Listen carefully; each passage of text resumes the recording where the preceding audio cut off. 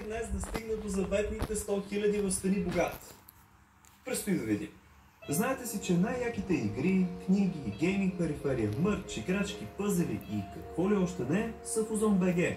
Дръпнете си отстъпка с новите ми промокодове Clash 8 за 5% намаление и Clash 8 PC за 3% от техника. Въвеждайки ги всеки път, помагате много на канала. Благодаря ви.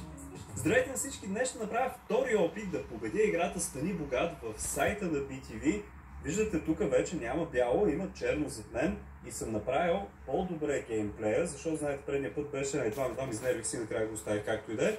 Но тук съм хванал да няма реклами отгоре, да не прескача, да видим дали ще се справим сега и направо да почваме. Какво ще кажете? Се бъдне в пръстите. Ако искате още не богат, праските лайка, пишете долу нещо в коментарите, какво мога да подобра за тези епизоди и да започнем да се пробваме. Мишката взимам в ръка и хайде, давайте сега да видим какво ще стане.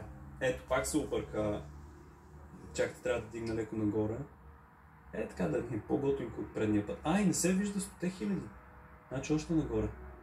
Да, долу не ме интересува. Така ще го оставим. Съжалявам, наистина го сетъл помощ. Какво е най-характерно за човек, определен като перфекционист? Има перфектни палци, държи на съвършенство. Моите не са перфектни, но има по-късно ще го отряза. Коя маса обикновено има джобове? Кухненската тенис маса, билярдната маса има джобове. Ще трябва да чета внимателно, защото бързам. Как завършва детското стихче? Слончето тежи деца повече от 100 килца. От царевичака, на кое казваме, че сме, ако сме, не на много Как ста? Чакайте сега, пак ще го прочета. От царевичак, на кое казваме, че сме, ако сме, на не много комуникативно място. Червения площад, статуята на свободата, Айфеловата кула и Мачо Пикчу е най-в далечината, така че тук би трябвало да е, да. В Австралия човек може да подаде молба, с която да му бъде забранено да посещава.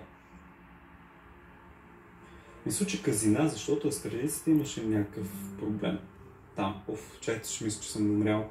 Така, т.е. сгубил. Продължи. Сега до тук следствите въпроси. Забелязали ли сте, че наистина до 500 лева са супер някакви лесни, нататък почва ляко сеч. Какво се е добавило около единственото място на света, където протича естествената... Чакайте, това съм го разказвал. Чакай само да прочета. Сол, мрамор, уран. Не уран? Урана прави реакцията. Защото тя прави с водата реакция и мислих, че вода, но урана е принципно този, който прави ядрена реакция. Как и да? Това е надписът, който образува специално заседание през 1981 да речета край русенското село Обретеник. Чак сега, какъв е надписът? Дайте да мислим. СССР, 81 може, 1300 години, 1300 минус 1981, 681. Мирбек. Слагам 1300. Така. До кой град е имал редовна въздушна линия на БГА Балкан до 89? Чак сега. Въздушна линия на Балкан до 89. София Петрич. Това е много близо. София Смолен. София Пазарджик, София Видин. Това не го знам, хора. До кой град е имал редовна въздушна линия? До 89. София Петрич пак е... Общо взето са на еднакви. За Смолен е на... Ще рискувам с София Видин.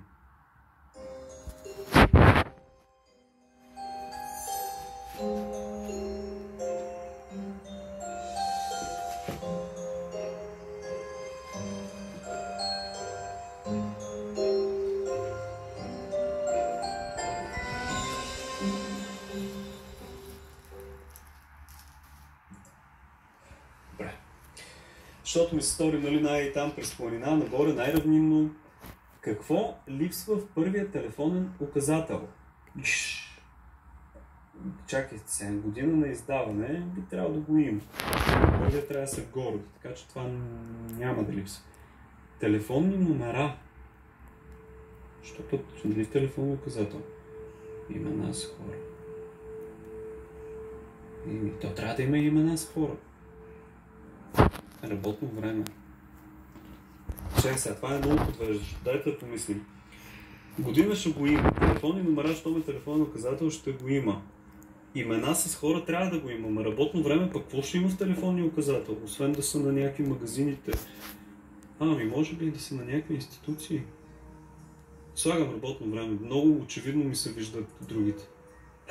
Телефонни номера да няма ли, бе? Това беше много гадно. Изгоря. Буквално изгорях. Каква хубава игра и 3 жокера. Отидаха на хъндамънда. Ма как ще няма телефонни номера? Тъй. След като си отнесах колко жокерчета? 3 броя. Айде да направим още една игра. Слагам тук до 15 въпрос, 3000 да ги виждам. Кое е най-малко вероятно да се определи като швейцарски? Шоколад, нож има, часовник, вандал. Това ми е много познато, да не се повтарят въпросите. Коя от конфигурациите се е доказала като най-успешна за движещо се превозно средство?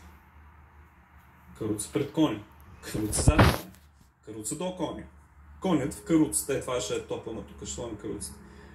С какво Робин Худ защитава бедните? Тук какво има? Защо има отбелязано? Аз съм натиснал. С лък.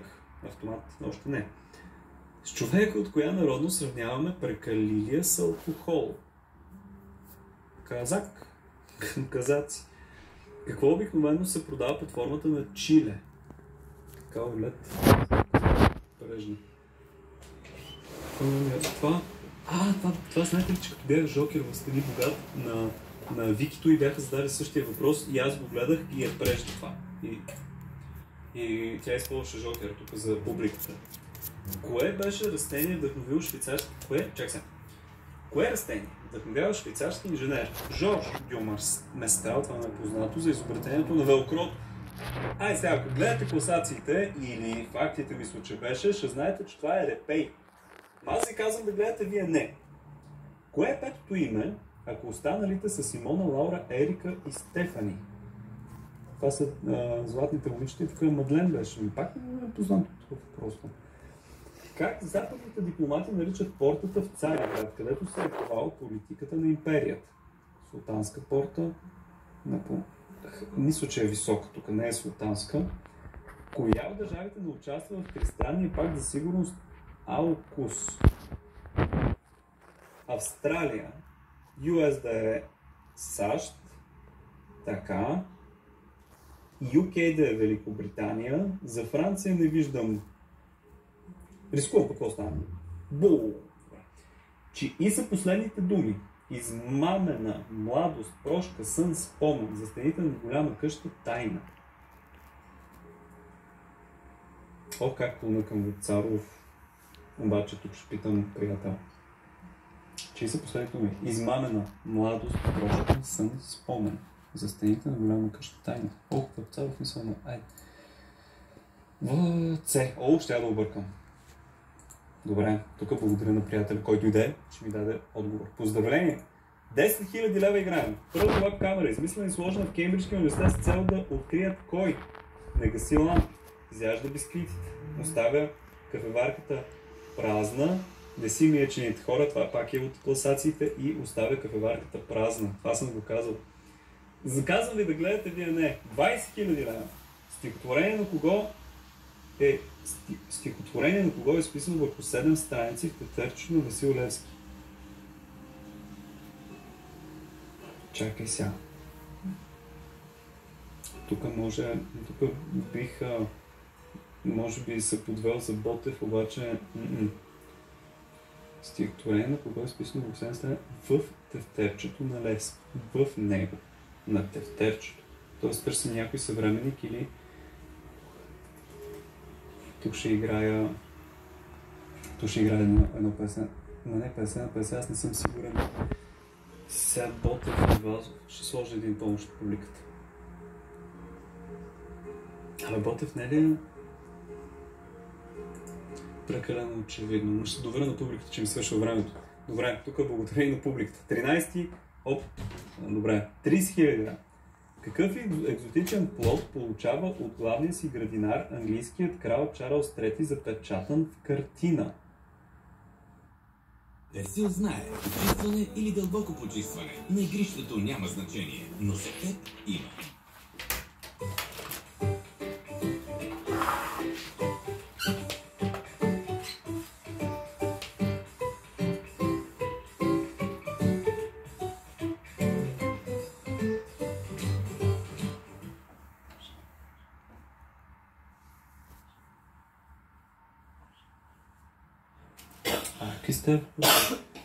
Какъв екзотичен плод получава от главен си градинар екзотичен плод английския крал?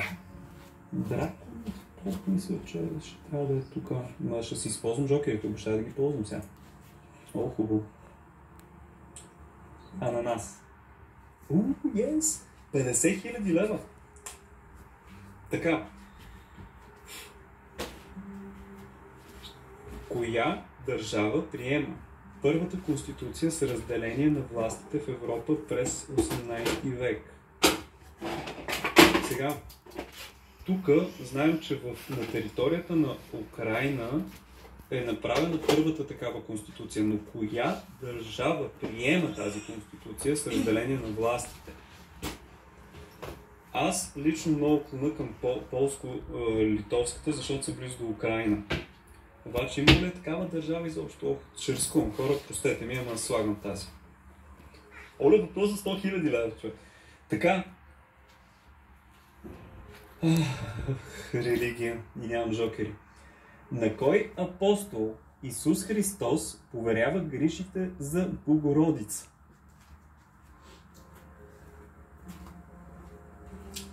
Хора, бих тук се отказал и да пребера 50 000, но на кой апостол? Дай да помислим малко, имам 30 секунди, дай да съм отъм. 100 000 лева е това въпрос. На кой апостол Исус Христос поверява грижите за Богородица? Йоан Кръстител, Матей, Петър, апостол Петър, Андрей. Аз ще сложа Матей, не знам, просто не го знам отговора, просто ми клони. Не, на Йоан изгорях. Съжалявам, наистина не знам. С религията съм доста зле. Чел съм много лекотена версия на Библията и не ги знам такива много тънкости. И това все пак е въпрос за 100 000, но мисля, че стигнах доста добро ниво този път на играта, така че следващия път ще ги ударя с кота. Така, скъпи приятели, ако тази серия на Стани богат ви е харесала, може да прасите години палец нагоре. Абонирайте за канала, ако искате да изгледате предишната, където мисля, че изгоряхме 30 000 най-много, може да тиснете тук горе. Това е. Хубав ден ви желая и как ме яд все пак. Карай,